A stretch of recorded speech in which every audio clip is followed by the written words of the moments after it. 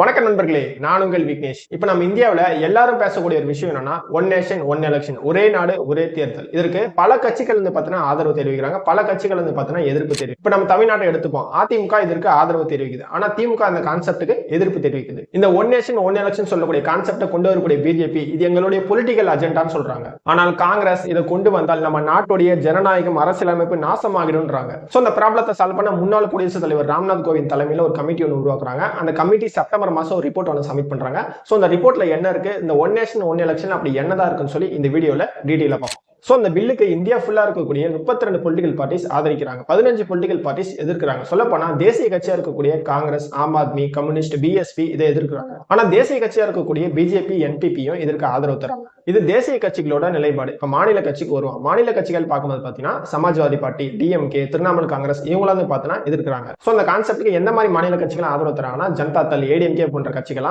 ஆதரவு தராங்க. இதுல மாநில கட்சியா இருக்கக்கூடிய கட்சிகள் நான் ஆதரவும் தெரிவிக்கல, எதிர்ப்பும் தெரிவிக்கலன்னு சொல்லக்கூடிய கட்சிகள் நிறைய இருக்கு. சொல்லப்போனா தெலுங்கானால இருக்கக்கூடிய பிஆர்எஸ், ஆந்திரால இருக்கக்கூடிய டிடிபி, ஒய்எஸ்ஆர்சிபி இந்த மாதிரி கட்சிகள் பாத்தீங்கன்னா எதிர்ப்பும் தெரிவிக்கல, ஆதரவும் தெரிவிக்கல. சோ இவ்வளவு பேர் ஆதரவு தராங்க, இவ்வளவு பேர் எதிர்க்கிறாங்க. அப்படி என்னதான் இருக்கு இந்த ஒன் நேஷன் ஒன் எலெக்ஷன்ல? இந்த ஒரே நாடு ஒரே தேர்தல் கான்செப்டை ரிவ்யூ பண்றதுக்காக முன்னாள் குடியரசுத் தலைவர் ராம்நாத் கோவிந்த் தலைமையில ஒரு கமிட்டி ஒன்று போடுறாங்க மத்திய அரசு. அந்த கமிட்டி செப்டம்பர் மாசம் ஒரு ரிப்போர்ட் ஒன்று சப்மிட் பண்றாங்க. அதுல பாத்தீங்கன்னா ஒரு 11 ரெக்கமெண்டேஷன் சொல்றாங்க. அந்த 11 ரெக்கமெண்டேஷன் என்னன்னா, ஃபர்ஸ்ட் நம்ம இந்தியாவில் ஒரு வருஷத்துக்கு நிறைய எலெக்ஷன் கண்டக்ட் பண்றாங்க. இதனால அரசாங்கத்துக்கு பலாயிரம் கோடி பார்த்தீங்கன்னா செலவாகுது அப்படின்றாங்க. சோ அதனாலதான் இந்த ஒன் நேஷன் ஒன் எலெக்ஷன் சொல்லக்கூடிய கான்செப்ட் கொண்டு வந்தாலும் ஒரே நேரத்தில் எலெக்ஷன் வச்சு முடிச்சிடலாம். சோ அரசாங்கத்துக்கு பார்த்தீங்கன்னா சுமை கம்மியாகும். ரெண்டாவது, லோக்சபா, மாநில சட்டமன்றமும் ஒரே நேரத்தில் தேர்தல் நடத்தி முடிச்சிடலாம். அடுத்த 100 நாளுக்குள்ள நகராட்சிக்கும் பஞ்சாயத்துக்கும் தேர்தல் நடத்தி முடிச்சிடலாம். மூணாவது, இந்த பொது தேர்தல் முடிஞ்ச அப்புறம் குடியரசுத் தலைவர் குறிப்பிட்ட தேதியை சொல்லுவாரு. அந்த நேரத்தில் பாத்தீங்கன்னா லோக்சபாவை கூட்டலாம் அப்படின்னு சொல்லி மூணாவது ரெக்கமெண்டேஷனா சொல்லியிருக்காங்க. நாலாவது, சப்போஸ் இந்த பொது தேர்தல் முடிஞ்ச அப்புறம் புதுசா ஒரு மாநிலம் உருவாக்குறாங்க, இல்ல புதுசா ஒரு சட்டமன்றம் உருவாக்குறாங்க அப்படின்னா அந்த நேரத்தில் பாத்தீங்கன்னா தேர்தல் நாங்க நடத்துவோம். அந்த தேர்தல் கூட பாத்தீங்கன்னா அந்த சட்டமன்ற பதவி காலம்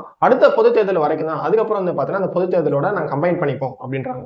அஞ்சாவது, இப்ப நான் சொல்லக்கூடிய ப்ராசஸ் எல்லாம் கரெக்டா போதா இல்லையான்னு சொல்லி அதுக்கு ஒரு குழு உருவாக்குங்க அப்படின்னு சொல்லி இந்த கமிட்டி சஜஸ்ட் பண்றாங்க. ஆறாவது, பஞ்சாயத்து, நகராட்சி ஒரே நேரத்தில் எலெக்ஷன் நடக்கிறதுனால ஆர்டிகல் 324A அறிமுகப்படுத்தணும்ன்றாங்க. அதே மாதிரி எல்லா எலெக்ஷன்லயும் ஒரே மாதிரி ஓட்டர் ஐடி, ஒரே மாதிரி போட்டோ ஐடி இருக்கிறதுக்காக ஆர்டிகல் 325 பிரிவை பாத்தீங்கன்னா திருத்தணும்ன்றாங்க.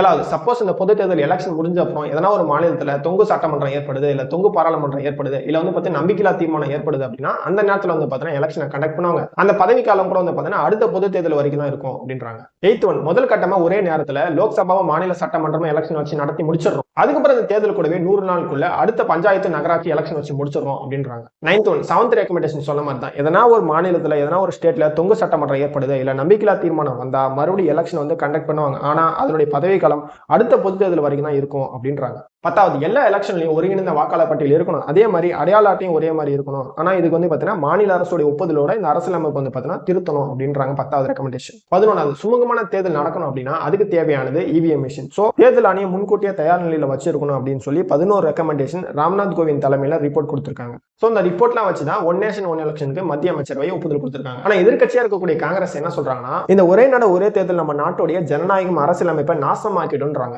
அதே மாதிரி ஆம் ஆத்மி கட்சி சார்பாக கெஜ்ரிவால் அவர்கள் என்ன சொல்றாருன்னா, இந்த நாட்டுக்கு தேவையானது ஒரே நாடு ஒரே கல்வி, ஒரே நாடு ஒரே மருத்துவம், ஒரே நாடு ஒரே தேர்தல் இல்லைன்றாரு. இதே நம்ம தமிழ்நாட்டில இருந்து திமுக சார்பாக முதலமைச்சர் மு க ஸ்டாலின் அவர்கள் என்ன சொல்றாருன்னா, இந்த ஒரே நாடு ஒரே தேர்தல் மக்கள் ஜனநாயகத்துக்கு விரோதமானது, கூட்டாட்சியை எதிர்த்து ஆட்சியை சீர்குலைக்கும். சோ இந்த ஜனநாயக மீதான இந்த தாக்குதல் முழு பலத்துடன் எதிர்க்கிறோம்ன்றாரு. சரி, இந்த கான்செப்டுக்கு பிஜேபி சார்பா என்ன சொல்றாங்கன்னா, இந்த ஒரே நாடு ஒரே தேர்தல் நம்ம நாட்டுக்கு அவசியமானது. இந்த ஒரே நாடு ஒரே தேர்தல் வரதுனால நம்ம நாட்டுடைய பொருளாதாரம் சுமை குறையும், ஒரு வளர்ந்த நாடாவும் இருக்கும்னு சொல்லி அவங்க தரப்புல சொல்றாங்க. அதே மாதிரி எலெக்ஷன் அடிக்கடி வரதுனால எங்களால மக்கள் பணி செய்ய முடியல, ஒரு பாலிசி கொண்டு வந்தாலும் சரி, ஒரு ப்ராஜெக்ட் கொண்டு வந்தாலும் சரி, முழுமையா பாத்தீங்கன்னா மக்களுக்கு கொண்டு போக முடியல அப்படின்னு சொல்லி பிஜேபி சார்பா சொல்றாங்க. அதே மாதிரி இந்த கான்செப்ட் உருவாக்க ஒரு கமிட்டி உருவாக்குனாங்க. அவங்க சார்பா என்ன சொல்றாங்கன்னா, இந்த ஒன் நேஷன் ஒன் எலெக்ஷன் நாங்க ஒன்னும் சாதாரணமா கொண்டு வரல, பல வல்லுநர்களுடைய கருத்து கேட்டு தான் கொண்டு வந்திருக்கோம். அதே மாதிரி இந்த கான்செப்ட் உருவாக்கத்துக்காக South Africa, Sweden, Belgium, Germany, Japan, Indonesia, Philippines போன்ற 7 நாட்டில் இருக்கக்கூடிய எலெக்ஷனை ரிவ்யூ பண்ணி அப்புறம் உயர்மட்ட ஆலோசனை பெறதா இதை நாங்க கொண்டு வந்திருக்கோன்றாங்க. ஆனால் இதற்கு பிஜேபி அதன் கூட்டணி கட்சிகள் ஆதரவு தராங்க. முக்கியமா சொல்ல போனா நிதிஷ்குமார் அவர்கள் வலுவான ஆதரவும் தராரு.